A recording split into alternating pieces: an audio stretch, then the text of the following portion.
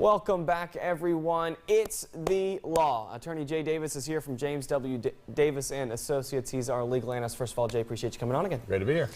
If somebody wants to go out, our topic for tonight is protesting and what you got to do if you want to protest. There's been a lot of protests that have been going around across the nation. And this probably question keep has going come on up for a while, yeah. locally and nationally. Locally and nationally, exactly. But there's something you got to do if you want to go out on the sidewalk and protest. What's that? That's not true.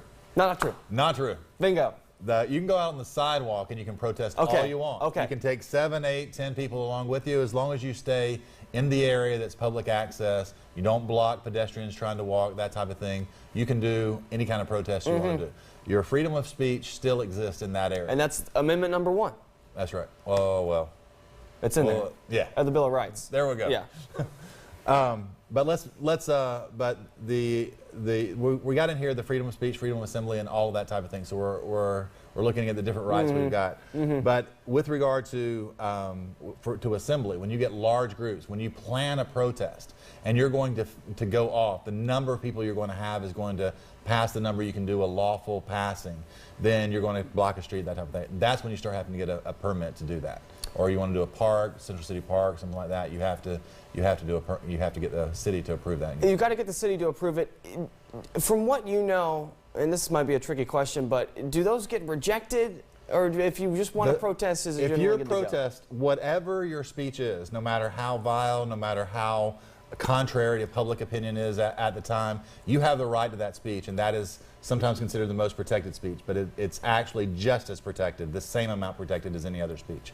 So no matter what it is that you're wanting to say, if other people can say that, if there's a veterans parade going down in that area that you want to go in, then the city has an obligation to allow other types of speech. They don't have the option of choosing which speech gets that right. So you will have a right no matter what your side is. Brings me to our last question is, for a group of, say, 15 people that want to protest and need a permit, does everybody need to get a permit?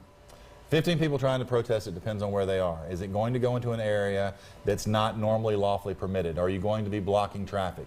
Are you going to be blocking or inappropriately using, if you're going to have a table out on the sidewalk, you may need a permit. Things like that. If you're going to do something that's going to obstruct normal traffic, that wouldn't be.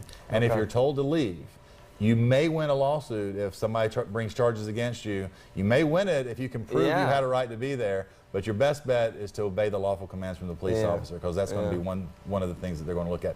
That could lead to felonies, and it could lead to misdemeanors, but it can also lead to felonies if it's not done correctly. Okay, there's your answer, folks. I need to check up on my Bill of Rights and my amendments. I'm going to go do that. We all need to do that, I think. All right, if there's a question you want answered for Jay to discuss, just send us an email to itsthelaw@41nbc.com.